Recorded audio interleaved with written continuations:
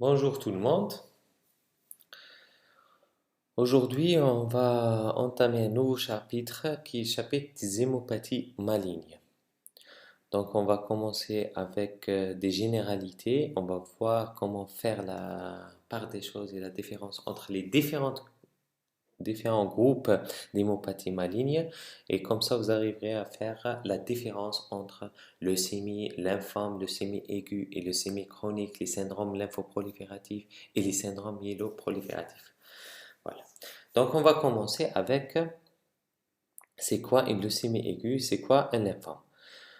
Tout, il faut toujours se rappeler de ça, tout repose dans la classification des hémopathies malignes, elle se repose essentiellement sur l'origine de la cellule tumorale. Si l'origine de la pathologie est médulaire, on parle de leucémie, c'est l'origine cellulaire, elle est médulaire, donc on parle de leucémie. C'est l'origine vient les cellules viennent des organes lymphoïdes périphériques, on parle des lymphomes, des organes lymphoïdes secondaires, donc la rate, les ganglions, les tissus lymphoïdes associés aux muqueuses. Donc voilà la première différence entre leucémie et lymphome. Quand l'origine des cellules est médulaire, donc on parle des leucémies. Quand l'origine des cellules est les organes lymphoïdes périphériques secondaires, donc les organes lymphoïdes secondaires, on parle de lymphome. Donc voilà, c'est on a l'origine des cellules tumorales vient de la moelle, donc l'origine est médulaire, donc on parle de leucémie. C'est l'origine et les organes lymphoïdes secondaires, on parle de lymphome. Ça, c'est la première. euh, il faut faire la part des choses entre ces deux entités. Ensuite, on a quatre types de leucémie. Si c'est aigu, on parle de leucémie aiguë, tout dépend de l'évolution. On va voir la différence entre leucémie aiguë et leucémie chronique. Et comme on l'a déjà euh, vu dans l'hématopoïèse, il y a la lignée myéloïde et la lignée lymphoïde. Quand ça touche la lignée lymphoïde pour la leucémie aiguë, on parle de leucémie aiguë myéloblastique. Quand ça touche la lignée lymphoïde, c'est la leucémie aiguë lymphoblastique. Quand les leucémies chroniques touchent, c'est la lignée myéloïde qui est touchée, on parle de leucémie myéloïde chronique. Quand c'est la lignée lymphoïde qui est touchée, on parle de leucémie lymphoïde chronique. Tout d'abord, il faut faire la différence entre leucémie aiguë et leucémie chronique. Leucémie aiguë, par définition, c'est un blocage, donc toutes les leucémies viennent de la moelle. Donc il y a une cellule souche qui va se différencier, s'engager dans une lignée. Ensuite, il y aura une différenciation. Quand il y a un blocage, donc normalement, on a la cellule souche qui va donner des progéniteurs et des précurseurs, ensuite des cellules matures qui vont donner les différents éléments figurés du sang qui sont les globules blancs, les globules rouges et les plaquettes. S'il y a un blocage de cette différenciation, il n'y a plus de un stade immature, on aura donc l'accumulation de ce qu'on appelle blast. Donc quand il y a un blocage, il n'y a plus de cellules matures, donc il y a un blocage à un stade avancé, un stade immature. Donc on n'aura que des blastes. Et il y aura une prolifération de ces blastes, donc et l'expansion clonale, on parle de leucémie aiguë. Quand il y a une prolifération de blastes suite à un blocage de maturation et une prolifération excessive de blastes, on parle de leucémie aiguë. Donc les cellules différenciées ne sont plus fabriquées. Du coup, il y aura les signes d'insuffisance médulaire. Donc ça, c'est le premier point, c'est la leucémie aiguë. C'est une prolifération clonale d'une cellule souche avec arrêt de différenciation. Voilà, ça c'est le premier point. Deuxième point, ce blocage, il peut toucher la lignée myéloïde, donc on parle de leucémie aiguë myéloblastique. Il peut toucher la lignée lymphoïde, on parle de leucémie aiguë lymphoblastique.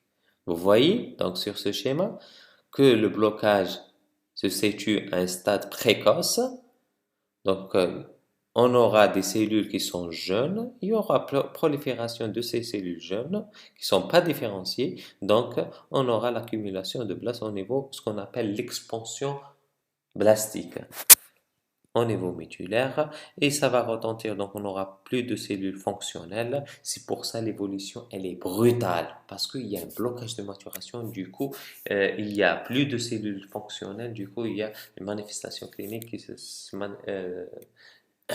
qui vont se révéler rapidement. Voilà, ça c'est le premier point. Si il n'y a pas un blocage de maturation, par contre, il y a une anomalie. C'est toujours l'origine de ces proliférations, c'est une lésion au niveau de l'ADN, que ce soit pour les leucémie aiguë ou bien leucémie chronique, etc., ou pour les lymphomes.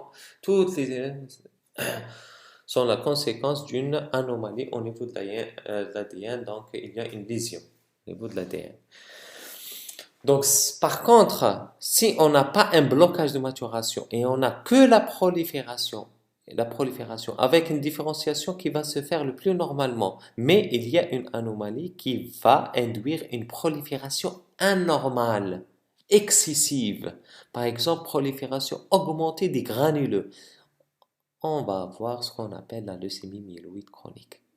Donc, la différence entre leucémie aiguë et leucémie chronique, leucémie aiguë, il y a un blocage de maturation à un stade immature, donc on aura une prolifération des cellules jeunes et matures. Par contre, dans la leucémie chronique, il n'y a pas un blocage de maturation, du coup, il y aura une prolifération, il y aura une différenciation. Donc, on aura une prolifération surtout des cellules plus ou moins matures, que ce soit la lignée myéloïde, surtout les granules, donc on parle de leucémie myéloïde chronique. Quand la prolifération touche les lymphocytes, surtout B, on parle de leucémie lymphoïde chronique. Mais c'est une prolifération qui est anormale. Donc, et ça va donner l'expansion d'un clone, donc, suite à une anomalie clonale. Donc, voilà la différence entre leucémie aiguë et leucémie chronique sur ce schéma. Donc, vous voyez que à la leucémie aiguë, il y a un blocage et arrêt de différenciation, donc et prolifération des cellules immatures jeunes.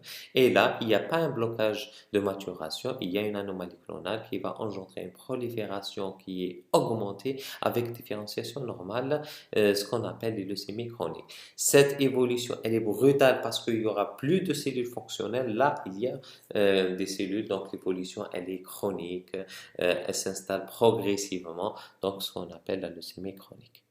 Donc voilà la différence entre leucémie aiguë et leucémie chronique sur ce schéma. Donc pour récapituler ce qu'on vient de dire, donc, leucémie aiguë, blocage de maturation avec prolifération de cellules immatures. Donc, stade, on a vu ce schéma dans l'hématopoïèse, cellules souches qui donnent des progéniteurs qui vont s'engager dans des lignées et donner des précurseurs. Et chaque précurseur ils vont donner différentes cellules qui vont se différencier et subir une maturation pour donner des polynucléaires, des monocytes, des éosinophiles, des érythrocytes, globules rouges, plaquettes. Donc, les éléments figurés du sang, les éléments matures qui quittent la moelle et donc ils vont exercer leur rôle au niveau du sang ou bien au niveau des tissus. Quand il y a un blocage à un stade immature avec prolifération de ces cellules jeunes, ce qu'on appelle les blastes, donc on parle de leucémie aiguë. Si ça touche la lignée myéloïde, leucémie aiguë myéloblastique. Si ça touche la lignée lymphoïde, c'est la leucémie aiguë lymphoblastique. Donc l'évolution, elle est rapide, brutale, c'est pour ça c'est aigu. Et leucémie parce que ça vient de la moelle. Pour les leucémies chroniques, quand il n'y a pas un blocage de maturation, donc la différenciation, elle va se faire plus normalement. Mais il y a une anomalie clonale. Donc voilà, il y aura une différenciation, mais il y a une prolifération excessive. Si la prolifération touche la lignée myéloïde et les granuleux, donc on parle de leucémie myéloïde chronique, qui fait partie des syndromes myéloprolifératifs, et on va voir c'est quoi les syndromes myéloprolifératifs. Et si ça touche la lignée lymphoïde, surtout lymphocyte B, on parle de leucémie lymphoïde chronique, et qui fait partie des syndromes lymphoprolifératifs. Donc voilà différence, donc déjà leucémie et lymphome. Leucémie c'est point de départ médullaire, lymphome point de départ les organes lymphoïdes secondaires. L'origine de la cellule tumorale, c'est ça la base des classifications des hémopathies malignes. Ensuite, la différence entre leucémie aiguë et leucémie chronique. Leucémie aiguë, il y a deux types, et ensuite leucémie chronique. Dans les leucémies chroniques, On a leucémie myéloïde chronique et leucémie lymphoïde chronique.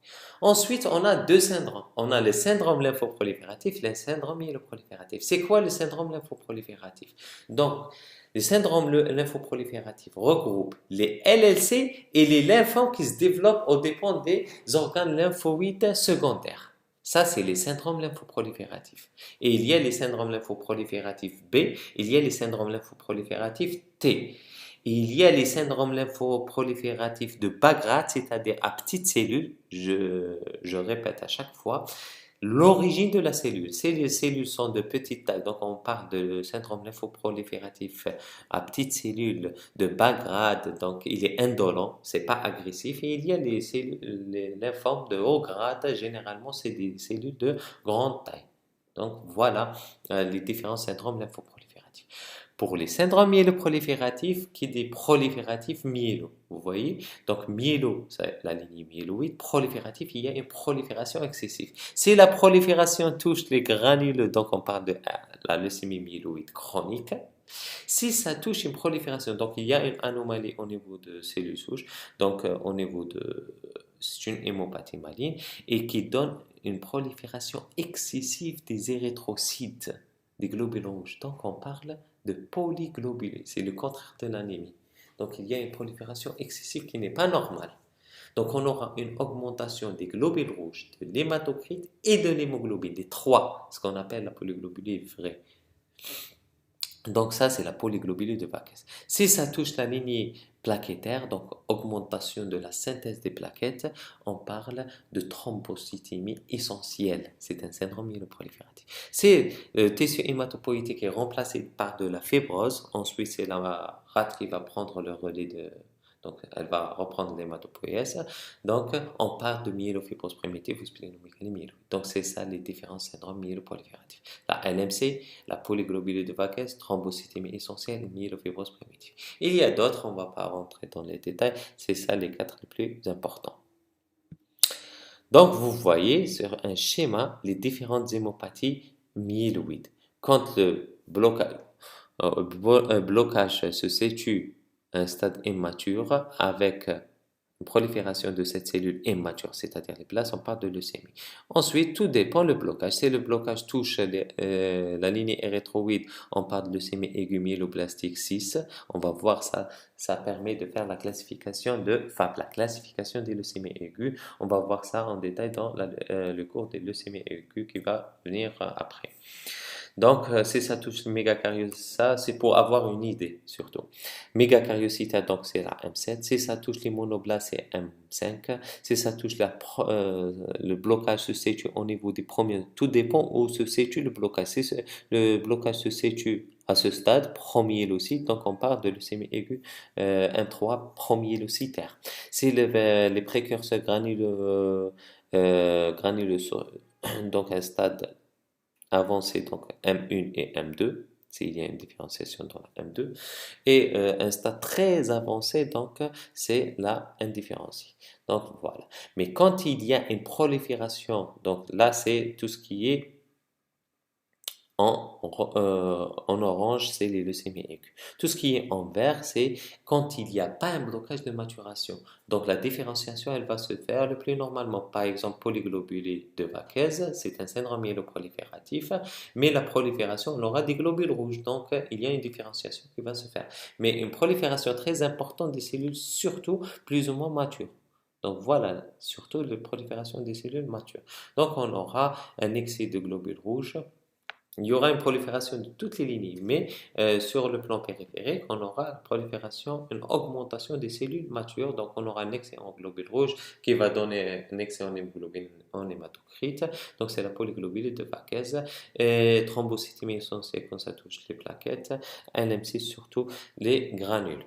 Donc voilà pour la classification et la différence entre tout ce qui est leucémie aiguë, donc prolifération de cellules jeunes, et mature. Il n'y a pas un blocage de maturation, il y a une différenciation, mais il y a surtout prolifération des cellules matures. Donc voilà les différents groupes. Et tout ça vient d'une suite à une anomalie ou une lésion au niveau de l'ADN. Donc voilà les hémopathies myéloïdes, les hémopathies lymphoïdes, ce qu'on appelle les syndromes lymphoprolifératifs B. Donc, quand ça touche la moelle, c'est leucémie aiguë et leucémie lymphoïde chronique. Quand ça touche les organes lymphoïdes secondaires, c'est les syndromes lymphoprolifératifs. Ensuite, on va voir les syndromes lymphoprolifératifs indolents.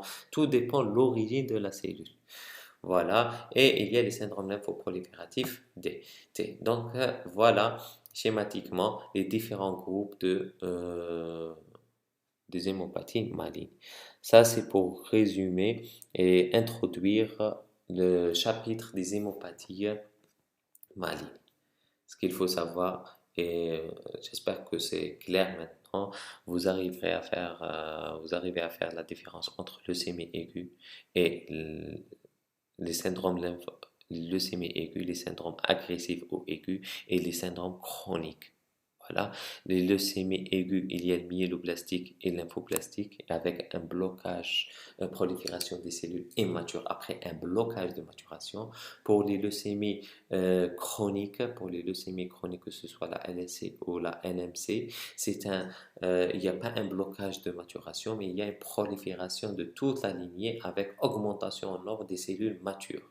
Donc, si ça touche la lignée granuleuse, donc on aura la leucémie myéloïde chronique, si ça touche le lymphocyte B, c'est la leucémie lymphoïde chronique. Les syndromes lymphoprolifératifs regroupent les LLC et les lymphomes. Ensuite, on va voir le myélome. Donc voilà, et on a le myéloïde, c'est les syndromes myéloprolifératifs. Quand il y a une prolifération de la lignée érythroïde, donc on parle de polyglobulides érythroïdes, donc polyglobulides vaquès, mégacaryocytaires, donc les mégacaryocytes, les mégacaryoblastes, les plaquettes, donc on parle de thrombocytémie essentielle, granuleux, c'est la LMC. Et les autres syndromes myélodysplasiques, on a vu que les syndromes myélodysplasiques, je vous ai déjà expliqué, donc d'une façon simple, c'est quand c'est une anomalie qualitative de la moelle qui survient surtout après un âge avancé. Donc, on voit cette pathologie surtout chez les sujets âgés. Après, donc, on va entamer ce qu'on appelle les leucémies aiguës, qui constituent une urgence diagnostique et thérapeutique. C'est une urgence parce qu'il y a un blocage à un stade immature et on n'aura plus de cellules fonctionnelles. Du coup, on aura les conséquences de l'insuffisance médulaire qui peuvent être graves et ces anomalies et cette insuffisance médulaire peut mettre en jeu le pronostic vital du patient. Donc, on vient de voir, leucémie aiguë, c'est quoi? C'est une prolifération clonale. On a dit toutes ces pathologies sont la conséquence d'une anomalie en lésion au niveau de l'ADN. Donc, il y a une sélection de clones, une anomalie génétique qui va donner un blocage de maturation et blocage de différenciation. Du coup, il y aura des cellules à un stade immature, donc on aura des cellules immatures, ce qu'on appelle les blastes. Et ces blastes, elles vont se proliférer. Donc, c'est une prolifération clonale et maligne des cellules hématopoïétiques immatures, ce qu'on appelle les blastes, qui sont bloqués dans leur processus de différenciation. Ces blastes, ils vont envahir la moelle, puisque leucémie aiguë, donc point de départ, elle est médulaire. Ils vont envahir la moelle. Ensuite, quand la moelle sera dépassée, il y aura passage au niveau du sang, donc le sang périphérique, envahissement du sang périphérique et l'envahissement des organes hématopoïétiques, les autres comme la rate, le ganglion, le foie. Et puisque le tissu sanguin il est liquide, donc tous les organes peuvent être touchés, et les organes hématopoïétiques et les organes non hématopoïétiques comme la peau, la gencive, le système nerveux central. On aura dans les solides, on parle de métastase, mais là, dans les hémopathies, on parle d'envahissement des organes non hématopoïétiques ou de localisation. Voilà. Donc, c'est un phénomène d'expansion clonale s'accompagne, puisqu'il y aura plus de cellules fonctionnelles et il y aura prolifération de ce clone, donc les autres lignées vont être déprimées et il n'y aura pas de cellules fonctionnelles. Donc les conséquences, c'est une insuffisance médulaire qui est quantitative. Elle peut, elle peut toucher la lignée lymphoplastique, on parle de leucémie aiguë lymphoplastique, elle peut toucher la lignée myéloïde, c'est la leucémie aiguë myéloplastique. Sur le plan épidémiologique, ce qu'il faut dire que les LAM sont plus fréquentes chez l'adulte et l'âge médian est de 65 ans et la LAL elle est plus fréquente chez l'enfant. L'étiologie reste inconnue. Ça, mais il y a des facteurs favorisants qui interviennent dans le phénomène de la leucémogénèse, donc le risque leucémogène. Il y a les facteurs génétiques qui prédisposent à l'apparition d'une leucémie aiguë. Quand on a une anomalie de trisomie 21, l'anémie de Fanconi qu'on a vu déjà dans la plasie médulaire. Les facteurs environnementaux, donc chimiothérapie, quand les patients sont exposés pour une autre tumeur solide ou une autre hémopathie à la chimiothérapie, ils peuvent développer une leucémie aiguë. C'est parmi les complications des radiations ionisantes, tabagisme, benzène, pesticides. Donc le tabac et le stress est incriminé pratiquement dans toutes les pathologies, surtout néoplasiques.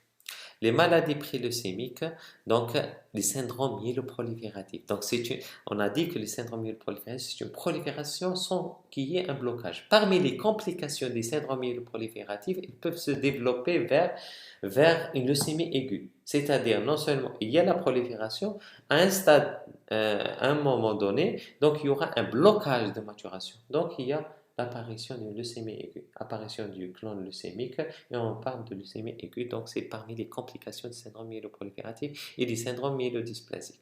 Comme dans les syndromes lymphoprolifératifs, on a dit qu'il y a l'indolent et il y a l'agressif. L'indolent peut se développer vers l'agressif. Voilà, c'est syndrome myéloprolifératif et syndrome myélodysplasique peuvent développer vers une leucémie aiguë. L'origine infectieuse, le bébé, elle est incriminée dans les ALAL de percute et l'HTLV.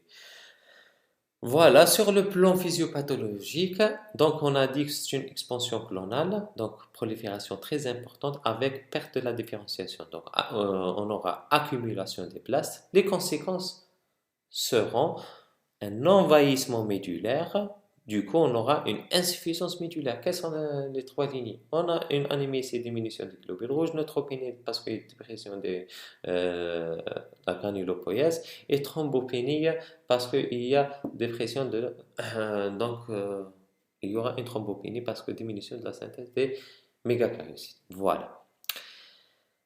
Il y a accumulation des plaques. Les plaques, ce sont des cellules qui contiennent de l'ADN, il y a des électrolytes à l'intérieur des cellules. Mais quand il y a augmentation, il y aura des lyses cellulaires, il y aura une destruction de ces cellules. Donc, il y aura libération des constituants et de ce que contient la cellule. Donc, on aura des complications métaboliques. C'est la lyse que la cellule leucémique libère. Donc, elle libère du potassium. Donc, on aura une hypercalémie. Le syndrome de Lise, il regroupe une hypercalémie, une hypocalcémie, hyperphosphorémie, une hyperuricémie. Donc, l'acide urique élevé, LDH.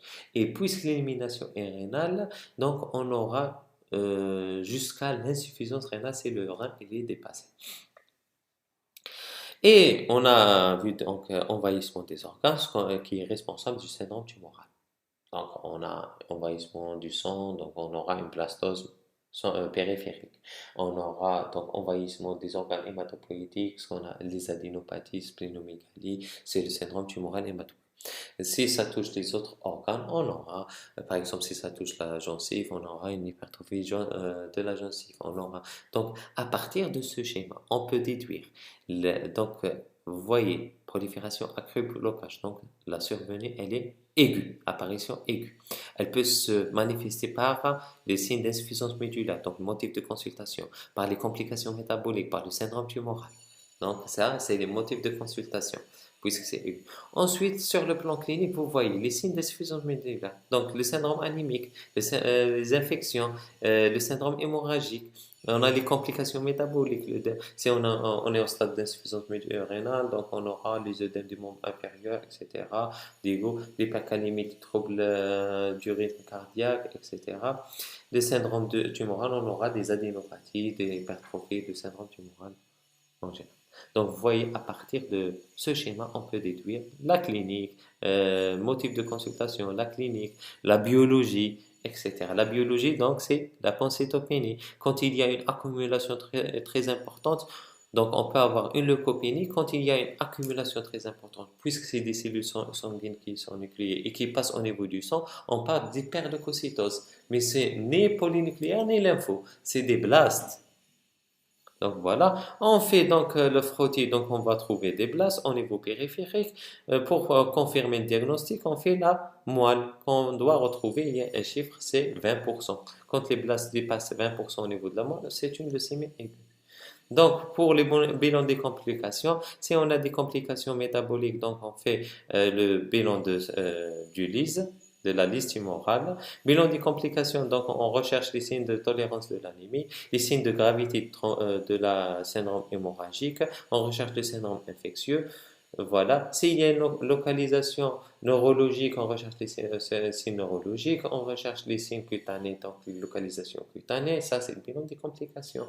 Si par exemple il y a hyperleucocytose, donc la moelle, elle sera dépassée, donc il y aura un passage au niveau du sang, donc on parle de hyperleucocytose, donc quand ça dépasse, euh, quand le sang sera envahi de globules blancs. Donc, les vaisseaux vont être obturés, qui vont être responsables de syndrome de leucostase, stase des vaisseaux.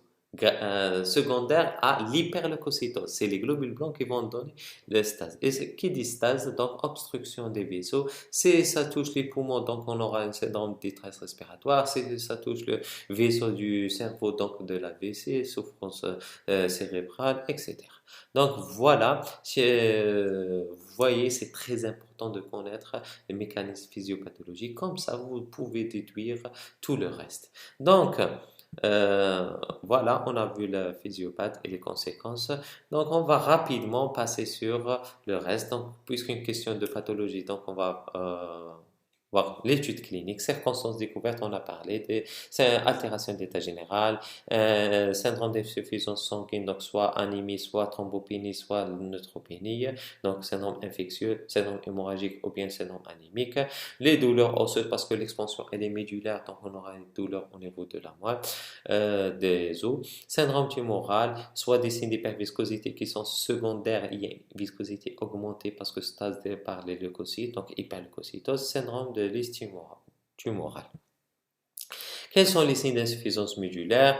Donc, pour le syndrome anémique, on a l'asthénie, le vertige céphalée. Pour les signes physiques, pâleur, dyspnée et tachycardie parce que le cœur essaie de compenser. Syndrome infectieux, on aura une fièvre. La gravité des infections, ils peuvent aller jusqu'à la septicémie, le choc septique parce que il y a une neutropénie. Il y a une dépression de l'immunité cellulaire, l'immunité humorale et l'immunité non spécifique. Donc, il y a un risque de septicémie, surtout BGN, les infections opportunistes, etc. Les points les plus touchés, c'est les pneumopathies, les sphères ORL, cutanées et digestifs. Donc, voilà les points les plus touchés.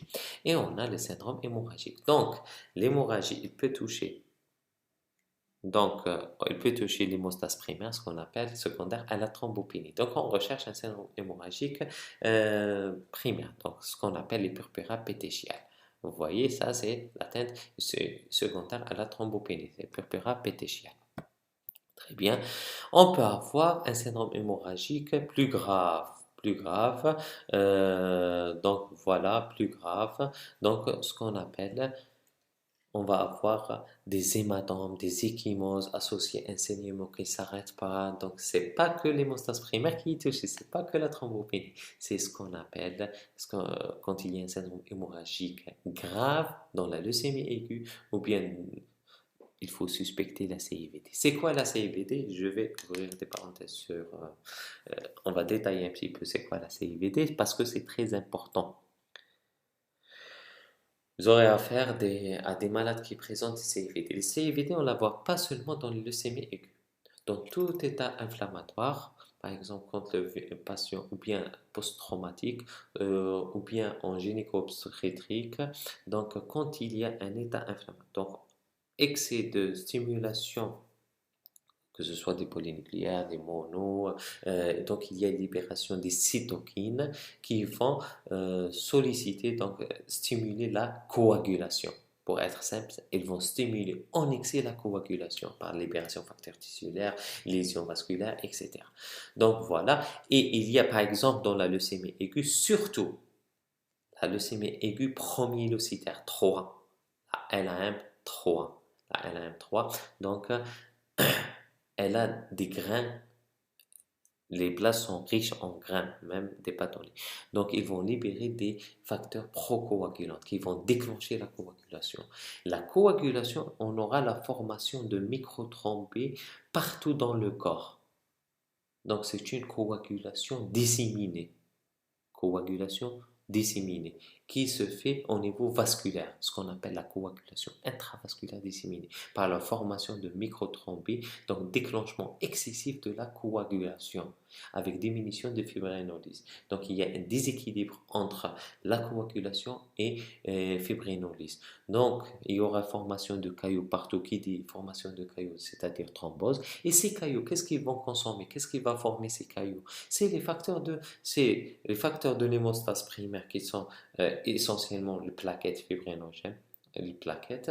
Donc on aura une thrombopénie, fibrinogène bas et consommation de facteurs de coagulation, fibrinogène et les autres facteurs. Donc on a vu déjà dans l'hémostase, donc on aura thrombopénie. Deuxième des choses, donc le tond de céphaline activé qui explore la voie endogène et la voie commune, donc qui est allongée, donc c'est les facteurs de coagulation qui sont consommés, et le taux de prothrombine qui est bas, c'est-à-dire la voie exogène, essentiellement facteur 7 et 1, donc diminution des facteurs de la voie exogène et la voie commune. Donc il y aura une consommation excessive. Du coup, on aura thrombopénie, TP bas, TCA allongé, fibrinogène bas. Et puisqu'il y a de la fibrinolyse toujours, donc il y aura produit de dégradation de la fibrine et des complexes solubles qui sont pathognomoniques de la CIVD. Donc voilà c'est quoi la CIVD. On le suspecte quand il y a un syndrome hémorragique grave.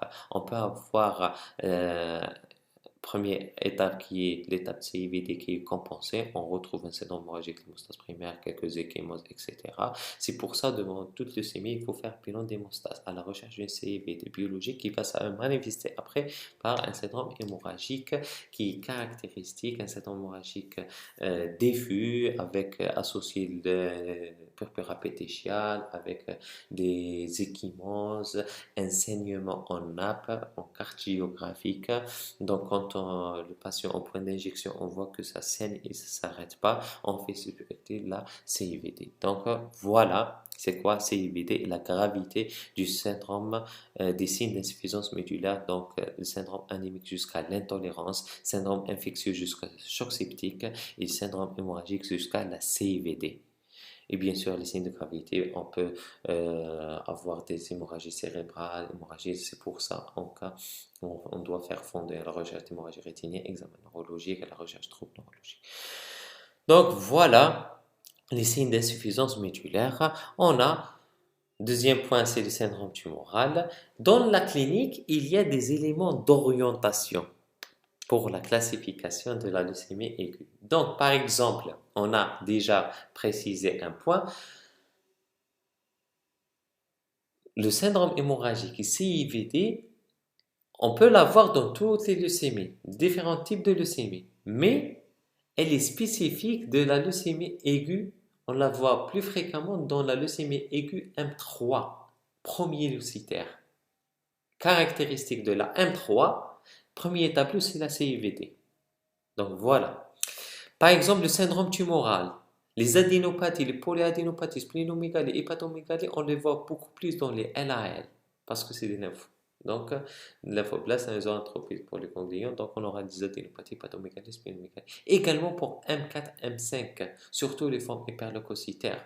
Donc, on aura une localisation. Donc, on a un syndrome tumoral, surtout dans ces trois types, LAL, LAM4, LAM5. Par exemple, si on a des adénopathies, on pense beaucoup plus à une LAL. Quand il y a une hypertrophie gingivale, un syndrome tumoral très important, donc on pense à ces trois, LAL, LAM4 ou bien LAM5. Donc voilà, c'est des éléments d'orientation. Localisation cutanée, on peut avoir des nodules, des placards, ça peut toucher la gencive, une hypertrophie de la gencive. Donc ça, c'est les placards, localisation cutanée. Il peut toucher le système neurologique, surtout les formes hyperleucocytaires. Donc on aura des signes d'hypertension crânienne comme le céphalée-vomissement, une atteinte des nerfs crâniens comme par exemple cliniquement on a un strabisme, etc. Et on doit rechercher les signes l'atteinte neurologique par des PL. On fait une PL et on fait l'étude cytologique de LCR à la recherche de blast qui signe la localisation ménagère. Donc voilà, elles sont plus fréquentes lors des rechutes et il y a des patients qui sont à risque de développer une localisation, surtout les fonds hyperleucocytaires, M4, M5, etc. M4, M5, les LAL. C'est pour ça qu'il y a des types de leucémie qu'on doit faire des PL systématiquement, même si on n'a pas de signe neurologique. On doit faire ce qu'on appelle le traitement prophylactique par de la PL et on injecte une chimiothérapie en intratécale. Par exemple, les formes hyperleucocytaires, même si on n'a pas de signe neurologique, on doit rechercher une atteinte neurologique, même si on n'a pas de signes cliniques. Voilà, les autres atteintes, donc atteintes des gonades, c'est les sites sanctuaires, donc les testicules, les ovaires, comme le système nerveux central, l'hypertrophie gingivale, l'atteinte osseuse et les tumeurs localisées. Quand les blastes forment une tumeur, on appelle ça les chloromes, qui sont de sièges variables et de nature blastique. Voilà. Le syndrome de leucostase, quand il y a une hyperleucocytose, donc la circulation, donc il y aura un encombrement au niveau de la, donc il y a un excellent globule blanc, donc il y aura stase des vaisseaux par des globules blancs.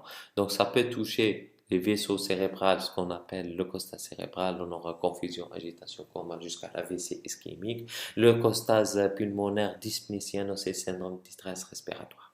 Les syndromes hémorragiques par coagulopathie, ce qu'on appelle CIVD, qui se voit surtout dans la LAM promyélocytaire par libération des protéines et des grains, parce que M3, ils sont riches en grains qui vont libérer ces grains. Donc, ces grains, ils ont une activité procoagulante qui vont déclencher la coagulation et exposent à un risque hémorragique majeur, notamment cérébro-méningé. Qu'est-ce qu'on doit faire? On a la clinique, on a les éléments d'orientation. Donc, première chose, et le premier diagnostic à évoquer devant les signes d'insuffisance médulaire, c'est la leucémie aiguë. On doit rapidement faire l'hémogramme. L'hémogramme, on va retrouver soit une pancytopénie, diminution des globules blancs, de l'hémoglobine, des plaquettes. Quand il y a un taux de globules blancs, donc c'est la moelle, elle va libérer beaucoup de globules blancs, on peut avoir une hyperleucocytose. Et ce qui est sûr, on a généralement une neutropénie et une lymphopénie. Voilà. C'est un élément d'orientation. Si on a une monocytose au niveau périphérique des monocytes, donc ça oriente vers la LAM4. Hémoglobine, une anémie qui est normocytaire, normochrome arégénérative d'origine centrale, souvent inférieure à 7. Les plaquettes, une thrombopénie qui est d'origine centrale. On n'a pas de taux de rétique dans les plaquettes. Donc, qu'est-ce qu'on doit faire? Une moelle pour voir l'origine centrale ou périphérique. Donc, rapidement, on fait un frottis sanguin pour confirmer nos données hématométriques. Qu'est-ce qu'on va retrouver? La présence. Donc l'absence de blast au niveau du frottis sanguin n'élimine pas le diagnostic parce que le point de départ elle est médulaire. Donc la moelle, elle est indispensable. Mais au niveau du frottis, on peut trouver des cellules blastiques. On a vu dans l'hématopoïèse, plus la cellule elle est jeune, plus la cellule elle est jeune, plus elle est donc, je vais revenir sur le schéma de l'hématopoïèse. Plus la cellule elle est jeune, plus elle est de grande taille. Plus la cellule elle est jeune, plus le noyau prend toute la cellule. Plus la cellule est jeune, plus le noyau il a une chromatine qui est fine et nucléolée. Et plus la cellule elle est jeune, plus le cytoplasme est riche en ARN, il est hyper basophile. Donc c'est ça les caractéristiques des blastes. Puisque le blocage il est à un niveau immature, donc ça donne des cellules immatures qui sont les blastes. Donc c'est des cellules de grande taille avec un rapport 1 sur P, c'est le noyau qui prend pratiquement toute la cellule élevée. Donc le rapport noyau sur cytoplasme, donc il est élevé parce que le noyau il est de grande taille. La chromatine elle est fine et nucléolée, le cytoplasme il est basophile. Ensuite, on a les granulations. Si on a des granulations, donc on s'oriente vers la leucémie aiguë myéloblastique. Si on n'a pas de granulation, on s'oriente beaucoup plus vers LAL. Ça, c'est des éléments d'orientation. Bâtonnet d'Auer, c'est un ensemble de grains qui vont s'agencer et donner un bâtonnet. Ce qu'on appelle bâtonnet d'Auer, il est spécifique de la LAM. Si on a des bâtonnets Auer, on n'a pas besoin de coloration cytochimique, on va se dire directement que c'est une leucémie aiguë myéloblastique. Donc voilà cellule de grande taille, 1 sur P qui est élevé sur le noyau qui prend pratiquement toutes les cellules par rapport au cytoplasme. Chromatine elle est fine et il y a un nucléole, vous voyez le nucléole. Et on a des grains. Les grains orientent vers l'ARM. Mais si on a bâtonnet, c'est pathognomonique de leucémie aiguë myéloblastique. Il y a un autre signe, ça c'est l'orientation cytologique. Il y a d'autres signes. Donc si on a les bâtonnets qui sont disposés les unes contre les autres, donc en phagos, ce qu'on appelle les bâtonnets en phagos, c'est une M3. Ça c'est pathognomonique et spécifique de la M3. Si on a cet aspect, c'est une LAM3. Par exemple, si on a un aspect monocytoïde, le noyau il est boursouflé, irrégulier, etc. Donc on s'oriente vers une monoblastique. Si on a des monocytes et des monoblastes, donc c'est une M4. Voilà. Donc si on a par exemple on n'a pas des grains, donc on s'oriente vers une LA. Mais là, on a des grains, c'est vacuolé, peut-être une. Donc on va s'orienter vers soit une voilà, c'est des fines granulations, soit M4, M5. Donc voilà, c'est des blastes de grande taille, 1 sur P qui est élevé, le noyau qui prend toute la cellule, chromatine fine, et il y a le renforcement basophile et on recherche les granulations. Ensuite, si on n'a pas de grains et le cytoplasme est vacuolé, on s'oriente beaucoup plus vers les LAL, lymphoblastique, mais c'est les colorations cytochimiques qui vont nous guider pour dire qu'il y a des grains ou non. Ça confirme les grains. Parce que parfois, on n'arrive pas à voir les granulations. Donc, qu'est-ce qu'on doit faire? Les colorations cytochimiques. Mais tout ça se fait donc ça c'est l'élément d'orientation frottis. Frottis normal n'élimine pas le diagnostic, donc on doit faire la moelle. Et au niveau de la moelle, c'est ça le diagnostic positif de la leucémie aiguë, c'est ça le critère primordial. On doit avoir une blastose médulaire supérieure à 20%. C'est ça la nouvelle classification de l'ORAPS. Donc, la leucémie aiguë, elle est définie par un taux de blast médulaire supérieur à 20%. Point. La moelle, elle permet également l'étude immunophénotypique et l'étude cytogénétique. On va étudier ces blastes, on doit faire la coloration cytochimique qui vont colorer ces grains. Donc, la myéloperoxydase, c'est des granulations, c'est c'est des granulations qu'on les retrouve, c'est pathognomonique des LAM. Si elles sont positives, c'est-à-dire les blastes, plus de 3% des blastes qui marquent cette coloration, donc c'est une LAM. S'ils sont négatifs, c'est une LAL. L'estérase, surtout dans les M4, M5, et les PAS, elle est positive, qui marque les glucides, elle est positive dans les LAL et négative dans la LAM. Donc voilà les colorations cytochimiques. Donc on a vu le diagnostic, donc élément d'orientation clinique. Ensuite on a l'hémogramme, on fait un frottis pour confirmer le diagnostic. On doit faire la moelle et avoir un seuil de place supérieur, le cutoff il est à 20%, supérieur à 20%. On est devant une leucémie aiguë. Ensuite on doit différencier entre une leucémie aiguë myéloblastique et une leucémie aiguë lymphoblastique. C'est très important. Pourquoi? Parce qu'ils n'ont pas le même traitement. Elle a un protocole de chimiothérapie. Elle a notre traitement. Et le pronostic n'est pas le même. Donc, voilà l'intérêt de faire la différence entre LAM et euh, de classer la leucémie aiguë. Donc, voilà. Et pour faire la différence, il y a des éléments d'orientation. Par exemple, on a vu la clinique quand on est devant et faire une classification. Si on est devant un syndrome tumoral, ça fait penser à LAL, M4, M5. Si on a une CIVD, ça fait penser beaucoup plus à une M3. Ensuite, on a l'orientation cytologique qui permet ce qu'on appelle la classification avec la coloration cytochimique. L'aspect des blastes cytologiques, l'aspect cytologique et les colorations cytochimiques permettent de faire ce qu'on appelle la classification de FAB. La classification de FAB, elle est basée sur la classification de FAB, elle est basée surtout sur la clinique, les données de l'hémogramme, l'aspect cytologique et les colorations cytochimiques. Sur ces éléments, on va faire la classification de FAB. La classification de FAB, vous n'êtes pas vraiment tenu à la retenir, mais ce qu'il faut savoir, pour vous, il faut faire la part des choses entre LAM et LAL. Donc, les colorations cytochimiques sont positives dans la LAM et les colorations cytochimiques sont négatives dans la LAL. Il n'y a que la M0 qu'on peut avoir et un M6, M7. Donc, on peut avoir des colorations qui sont négatives. Vous voyez? Donc, ensuite, la classification FAB, elle est basée sur la cytologie et les colorations cytochimiques. M0, dans la LAM, donc elle est classée de M0 jusqu'à M7 et dans la LAL de L1 à L3. Qu'est-ce que ça veut dire elle est basée sur quoi? Donc tout dépend le blocage. Si le blocage il se situe à un point très avancé, ce qu'on appelle la leucémie aiguë indifférenciée, il n'y a pas de différenciation. Donc même colorations cytochimiques sont négatives. Donc là, donc elle est indifférenciée. C'est très difficile de poser le diagnostic que sur la cytologie et la cytochimie de dire que c'est une LAM0. Donc c'est un point, c'est ça. On va voir, il y a un autre examen qui permet de préciser les choses.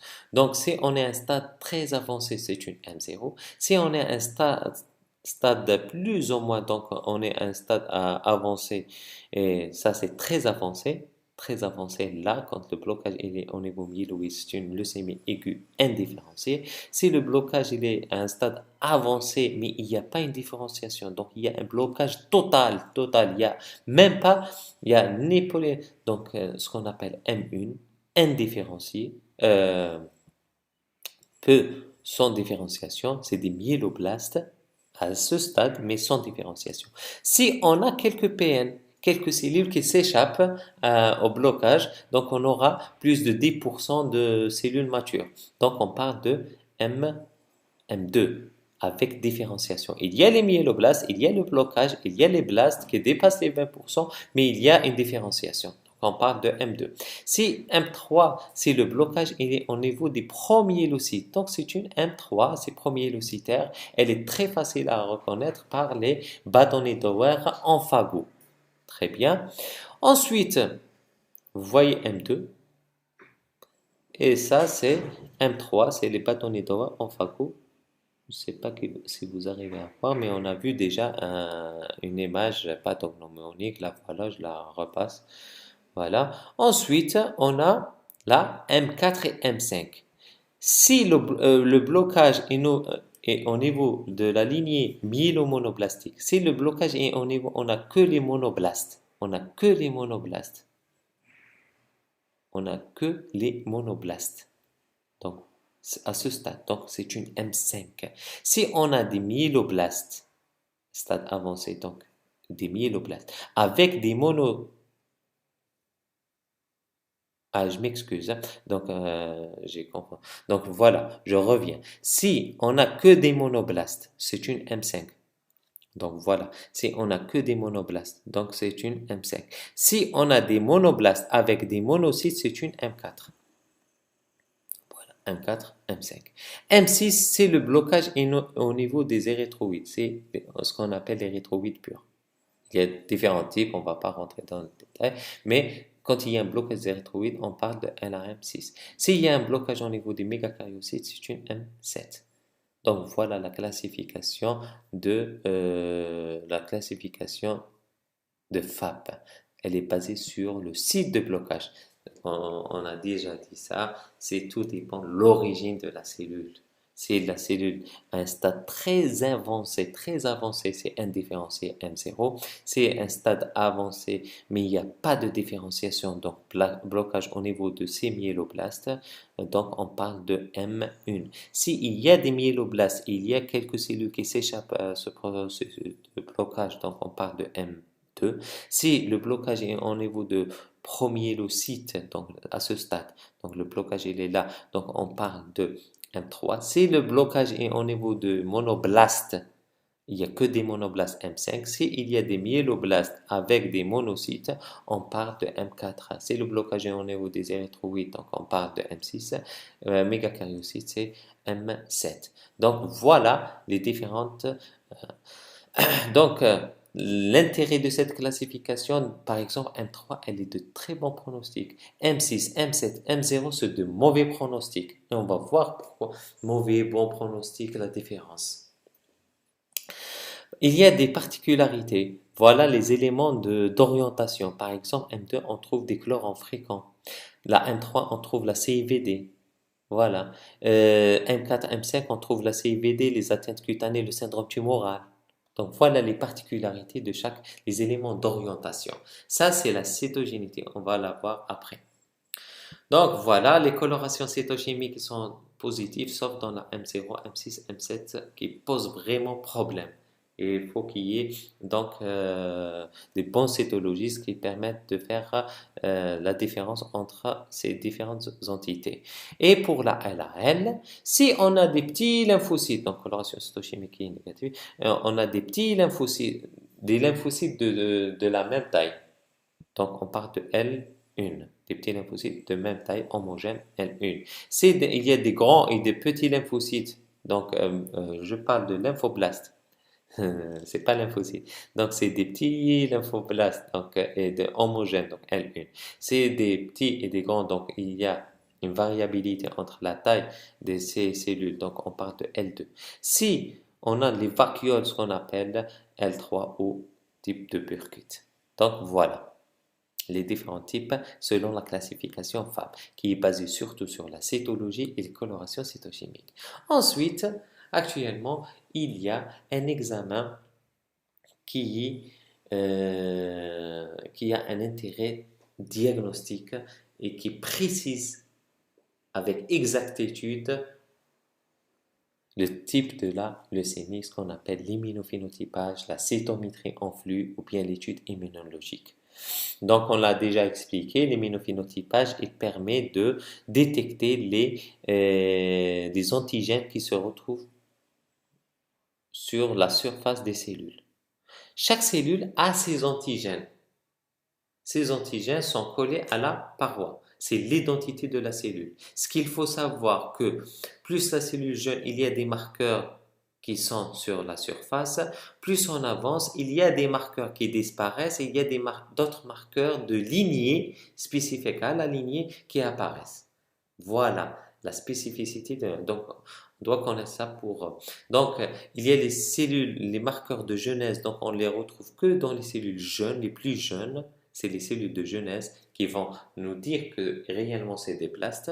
Ensuite, chaque lignée a ses marqueurs. Je vais vous donner des exemples. Par exemple, la lignée granuleuse, elle est MPO positive qui est spécifique de la lignée granuleuse, ce qu'on a vu déjà dans la coloration cytochimique. CD13, CD33, c'est la lignée granuleuse. Si on a un CD16, CD15, c'est une lignée granuleuse qui sont matures. Voilà. Si on a la glycophorine, donc on est devant une lignée érythroïde. Si on a CD41, 61, 36, CD41, 61, c'est spécifique de la lignée mégacaryocytaire. Si on a par exemple CD14, CD64 et CD11C, donc c'est la lignée monocytaire. Voilà. Par exemple, si on a l'identité des lymphocytes B, c'est le CD19, 20 et 22. L'identité des lymphocytes T, c'est le CD5, CD7, CD3. Et ça, c'est l'identité des M. 13, 33 et la myéloperoxydase. Donc, grâce à ces marqueurs, donc on ramène un échantillon, on fait un marquage et ces anticorps qui sont dirigés contre ces différents clusters de différenciation, ces antigènes qui sont collés à la paroi. Donc, on va envoyer des anticorps, qui sont marqués un fluorochrome qui vont émettre une couleur. Donc, voilà. Ensuite, on va analyser. D'abord, on doit faire sélectionner les cellules blastiques, ce qu'on appelle le gating de cellules. Voilà. Après la sélection des cellules grâce à un marqueur qui est le CD45, on le trouve dans toutes les cellules. Mais caractéristique des blastes, c'est des CD45 qui sont faibles. Ensuite, quand on sélectionne notre population, on va lancer des marqueurs de jeunesse, le CD34, HLA-DR. S'ils sont positifs, donc c'est réellement, ce sont des blastes. Ensuite, on commence. On envoie les marqueurs myéloïdes. S'ils sont positifs, donc c'est une LAM. Ensuite, tout dépend. S'il y a un blocage mature, donc on a des marqueurs de M0, il y a des marqueurs M1, il y a des marqueurs. Donc, plus on avance, plus il y a des marqueurs qui apparaissent, qui disparaissent, Et grâce à cette spécificité, on va classer notre patient selon la classification FAB. Ou bien il y a une autre classification nouvelle, c'est la classification OMS, qui a été faite surtout dans la classification OMS 2016. Donc voilà. Et on a l'immunophénotypage permet de nous dire est-ce que c'est M ou bien L. Donc on lance les marqueurs et on va voir ce qui est positif, ce qui est négatif. Ce qui est positif, donc on est dans cette lignée. Si c'est négatif, c'est pas cette lignée, c'est l'autre lignée. Donc en fonction de la positivité de ces marqueurs. Et plus on avance, plus il y a des marqueurs qui apparaissent et d'autres qui disparaissent. Ensuite, tout dépend le stade de blocage. Le stade de blocage, ça nous permet de dire on est leucémie aiguë, par exemple dans les lymphoblastiques, il y a différents stades de maturation. Donc, grâce à ces marqueurs qui apparaissent et disparaissent, donc on va classer notre leucémie. On est en pré-B, en pré-B, en pro-B, LALB mature ou bien LALT. Donc, voilà, ça nous permet de faire cette classification. Donc, voilà, vous n'êtes pas, donc j'espère que vous avez compris le principe. Et pourquoi on fait cette classification? Parce qu'il y a une différence de pronostic. Chaque leucémie a son pronostic. Par exemple, LALT, elle est de mauvais pronostic que la LALB. La pré-B, elle est de mauvais pronostic. Donc, ça dépend. Donc, ils ont une valeur pronostique. Réalité, mauvais pronostic. Par exemple, M0, M6, M7 sont de mauvais pronostics. Et c'est grâce, donc, la cytologie, parfois on n'arrive pas à faire la différence. Et grâce à l'immunophénotypage, on peut avec exactitude situer notre leucémie aiguë. Donc, la leucémie est de la classer avec exactitude. Donc, ça permet de distinguer M ou L, identifier la lignée B ou T. La cytologie à elle seule ne peut pas dire que c'est LALB ou bien LALT. Voilà. Identifier le stade de maturation et identifier parfois on a double leucémie, deux clans qui se développent. LAL, M et L, ce qu'on appelle les LAL biphénotypiques et elle est de mauvais pronostic. Donc voilà l'intérêt de l'immunophénotypage. Donc on a vu la classification FAB qui se base sur la cytologie et les colorations cytochimiques. Ensuite, les nouvelles classifications OMS et classifications digit qui sont basées sur l'immunophénotypage. Et il y a également l'étude biologique, l'étude cytologique qui a surtout un intérêt pronostique. Elle est primordiale pour décision thérapeutique. C'est ça l'intérêt pronostique. Par exemple, les patients qui ont un mauvais pronostic, on doit les greffer dès la première RC. Donc, indication de greffe après obtention de RC, la première RC, on fait la greffe. Pour les patients qui ont un bon pronostic, donc on peut laisser la greffe à la deuxième, à la rechute ou la deuxième RC. Voilà l'intérêt, ça change dans notre décision thérapeutique. Et grâce à l'étude cytogénétique, on va classer notre patient selon le groupe favorable, intermédiaire ou défavorable. Et le groupe favorable, surtout ce qu'on appelle les CPF, on a la translocation 15-17, elle est spécifique de la M3 qui confère à la pathologie bon pronostic. Donc vous voyez la 15-3 ou bien 15-17, pardon, 15-17, la translocation 15-17, la PML rare. Donc, elle est spécifique de la M3, premier leucitaire, elle est de très bon pronostic. Il y a l'inversion 16, donc qui est de bon pronostic, la translocation 8-21, donc elle est de bon pronostic. Ces trois anomalies sont de bon pronostic. Donc voilà. Donc, il y a d'autres facteurs pronostiques, par exemple de mauvais pronostics, l'hyperleucocytose c'est de mauvais pronostics, l'âge supérieur à 60 ans c'est de mauvais pronostics, les aspects cytologiques M0, M6, M7, les aspects immunophénotypiques LAM, LAB phénotypiques de mauvais pronostics, les anomalies chromosomiques, il y a des anomalies de mauvais pronostics. Réponse initiale au traitement et la résistance primaire au traitement c'est de mauvais pronostics. Donc, voilà les facteurs de mauvais pronostic. Donc, on a posé le diagnostic, on a suspecté une leucémie devant la clinique, la biologie, on a fait un frottis sanguin, ça nous a orienté vers une leucémie aiguë. Donc, pour confirmer le diagnostic, on a fait la moelle, on a un taux de blast supérieur à 20%, donc c'est une leucémie aiguë. On a classé selon la classification FAB ou bien OMS ou EGID, donc grâce à cytologie et cytochimie, ça permet la classification FAB. Et les autres immunophénotypiques et cytogénétiques, ça permet la classification surtout en MS. Donc voilà. Donc on a classé LAM et LAL. On a fait la différence entre les deux. Donc on a classé notre patient, donc la leucémie, et on a dire on est à quel stade. Donc c'est bon.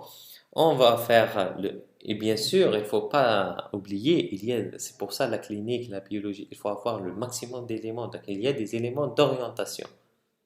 D'accord? Par exemple, je vais vous dire, parfois on n'a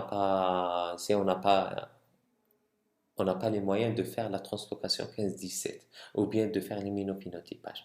Donc, si on a une clinique avec CVD tableau initial, avec à la cytologie le signe pathognomonique des bâtonnets d'Auer en fagot, donc c'est une M3, sans discussion.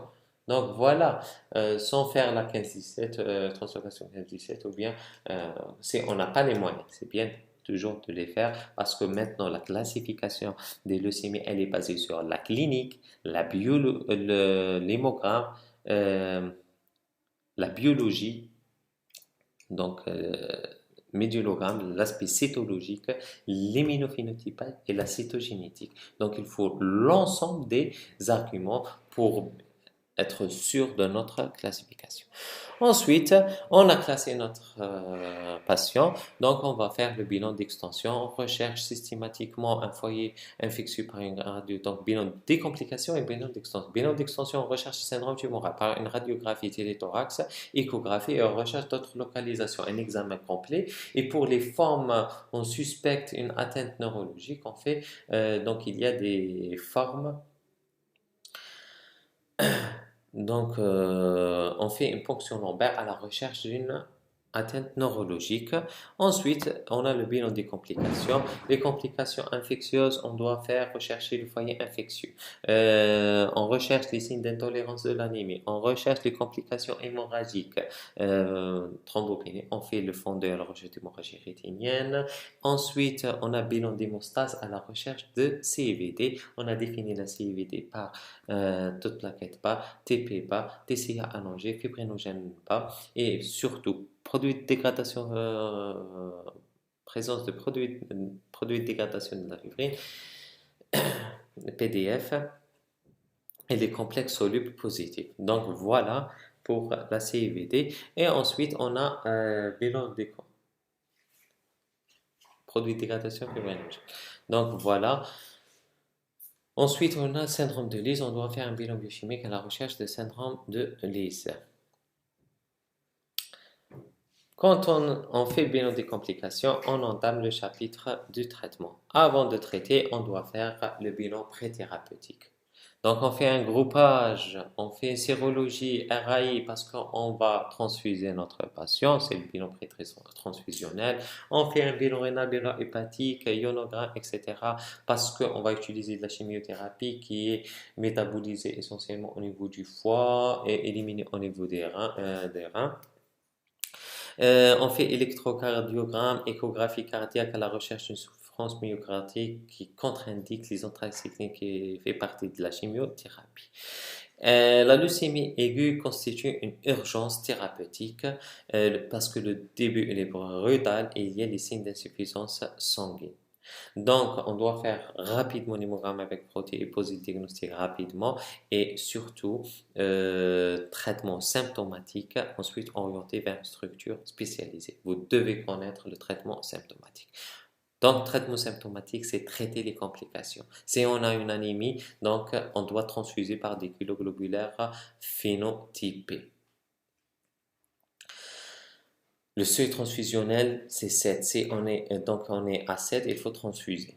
On doit avoir un but entre 8 et 9 grammes par décilitre. Si il est cardiopathe, on doit aller jusqu'à 9 à 10. Donc l'objectif doit être augmenté.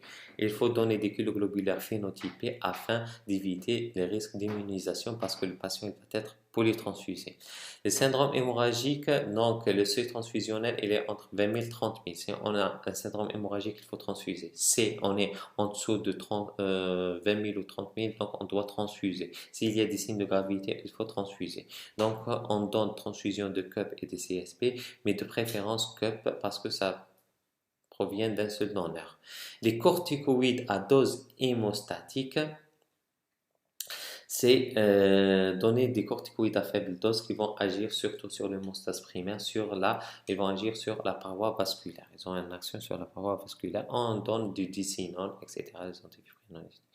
Donc, syndrome infectieux, on isole notre patient, l'hygiène corporelle, les mesures d'hygiène et on recherche un foyer infectieux. On commence surtout si on a une neutropénie, on doit faire la conduite athénienne devant une neutropénie fébrile qui consiste à commencer une double antibiothérapie empirique, donc à large spectre pour recouvrir le maximum de germes.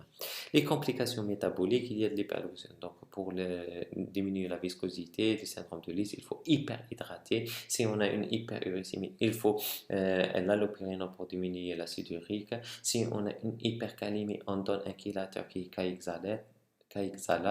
Si on est devant une insuffisance rénale, on peut donc voir avec une néphrologue jusqu'à la dialyse. Donc, on peut arriver même jusqu'à la dialyse. Et il y a les complications hémorragiques, complication hémorragique majeure qui est la CIVD.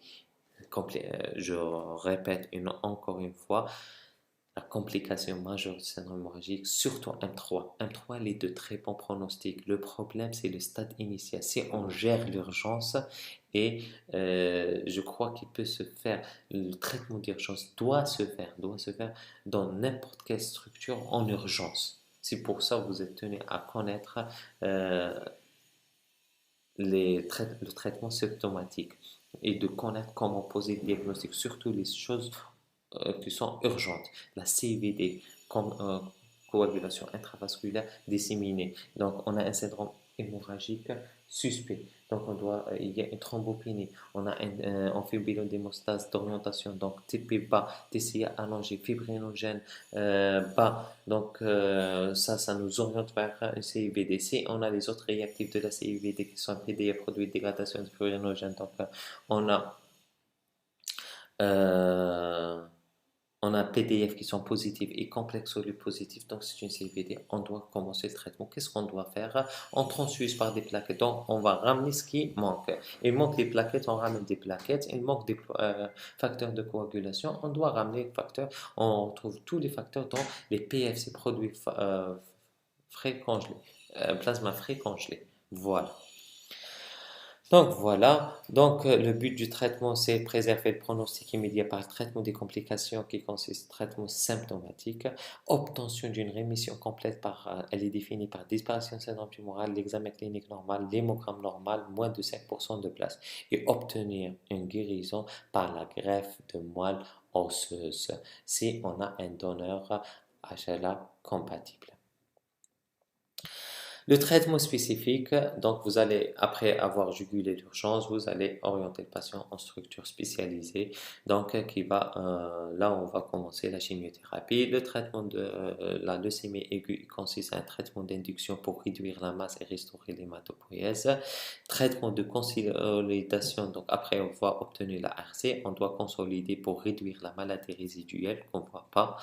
Voilà, donc il y a d'autres méthodes qu'on peut détecter la maladie résiduelle. Et on a maintenir la rémission complète par traitement d'entretien, surtout dans les LAL. M3, et la greffe de moelle osseuse chez les patients de mauvais pronostic et si on a un patient avec un donneur HLA compatible et surtout l'allogreffe. Voilà. Le but du traitement d'induction, il diffère. C'est pour ça c'est important de faire de différencier entre LAM et LAL. Donc, traitement LAM il consiste à introduire une chimiothérapie donc à base d'anthracycline pendant 3 jours et l'aracitine pendant 7 jours, ce qu'on appelle le protocole 3+7. Et ensuite, on a la consolidation par l'aracitine à haute dose. Et l'allogreffe, c'est on a un donneur HLA compatible. Pour la M3, la première leucocyte qui est de bon pronostic. Pourquoi elle est de bon pronostic? Donc le traitement, on a un traitement spécifique de la M3, c'est-à-dire puisqu'elle est bloquée à premier leucocyte. Donc il y a un traitement qui permet de faire de différencier les blastes en PN. Donc on aura un résultat qui est très satisfaisant grâce à ce qu'on appelle l'acide transrétinoïque, ce qu'on appelle l'ATRA. Donc, l'ATRA permet d'obtenir des taux de guérison, bien sûr associés à la chimiothérapie, ou bien il y a une nouvelle molécule comme l'arsenic, donc qui donne des résultats très satisfaisants jusqu'à 98% des cas. C'est pour ça, c'est une leucémie de très bon pronostic.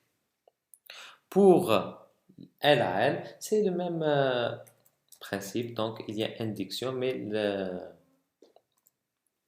le principe diffère. Le protocole est différent. On a plusieurs protocoles. L'ancien protocole, c'est le protocole des 28 jours, le protocole de Linker. Il y a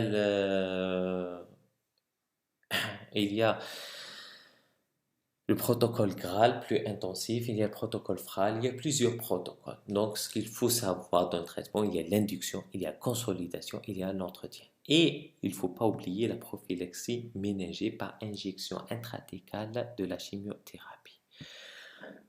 Les résultats, donc on a des rémissions complètes qui arrivent jusqu'à 70% pour les LAL, 80% pour les LAL. Voilà, la greffe de moelle guérit son premier RC, c'est LAM, deuxième RC, c'est LAL. Donc voilà, pour la leucémie aiguë, il faut le message le plus important à transmettre, il faut suspecter une leucémie aiguë, savoir suspecter tout signe d'insuffisance médulaire, c'est une leucémie aiguë jusqu'à preuve du contraire, donc on doit éliminer une leucémie aiguë. Donc si on a, cliniquement on a le tableau d'insuffisance médulaire, on fait l'hémogramme, on a des cytopénies. Ensuite, on a l'hémogramme, on a des cytopénies, une pancytopénie ou bien l'hyperleucocytose. Très bien. Ensuite, on fait un frottis sanguin, on va retrouver des blastes. L'absence de blastes n'élimine pas le diagnostic. On doit indiquer la moelle. On a vu les indications de moelle. On fait la moelle. Donc, on fait la moelle. Pour poser le diagnostic, on doit avoir taux de place supérieur à 20%. C'est bon. Ensuite, il y a les différents autres examens. Donc, cytologie, il y a déjà des éléments d'orientation. La cytologie et coloration cytochimique permet la classification de FA. LAM, LAL, LAM 0 jusqu'à 7 et LAM, LAL1 jusqu'à LAL3. Voilà. Et grâce à l'immunophénotypage et l'étude cytogénétique, ça permet de faire la classification OMS et avec précision de la classification. Et on a l'intérêt cytogénétique. Il y a des facteurs pronostiques. Il y a des facteurs de bon pronostic, il y a des facteurs de mauvais pronostic, que ce soit clinique, biologique, cytogénétique, immunophénotypique. Voilà, et surtout, notre élément, c'est la réponse au traitement. Ensuite, on fait le bilan d'extension, on a le bilan des complications. Complications, on a le syndrome anémique. C'est ça le plus important, c'est le bilan des complications parce que ça constitue une urgence thérapeutique. Il y a le syndrome anémique, les signes de tolérance, syndrome hémorragique, surtout la CIVD. Il faut demander le bilan d'hémostase. Et la CIVD, elle est définie, je répète, toute plaquette bas, TP qui est bas, TCA il est allongé, fibrinogène diminué, produit de dégradation de fibrinogène, de la fibrine donc positif, et on a un complexe soluble qui est positif. Ensuite,